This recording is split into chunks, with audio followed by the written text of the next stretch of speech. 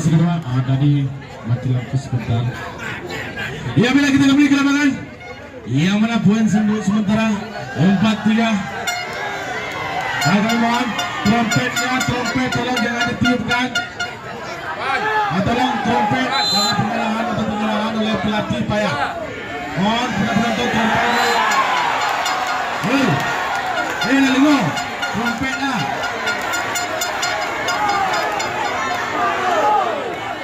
Tolong dek trompetnya dek.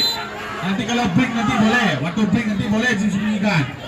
Waktu main jangan dimainkan. Oke. Kita kembali ke lapangan. Apa yang terjadi? Nampaknya yang kedua 5-4.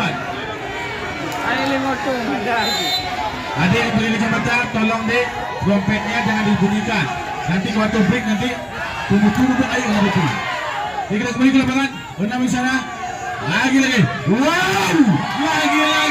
Pemain jemputan ini Itulah Ardi nomor 07 ini mampu memberikan dan menarik penonton pada sore yang berbahagia ini. Itulah Ardi nomor 07. Poin sama kuat apanya?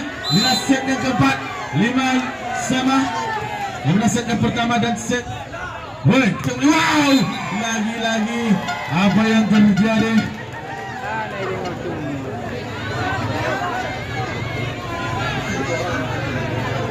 Trompetnya wate bring aja pemutu, wate embek pemutu.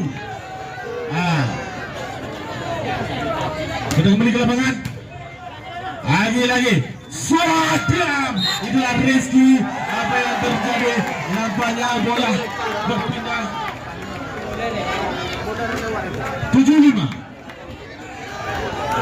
Muslim dengan set. Langsung Muslim. Sudah langsung Muslim lagi. Langsung 1, 2, 3. Wow, cukup bagus tadi. Lagi angkat dia. Rizky. Inilah Rizky. Nomor 03 pemain jemput dari Kota Medan ini mampu memberikan kejutan manis kepada kita pada sore yang berbahagia ini. Poin 67. Aris menunjukkan ser. Coba Aris sana.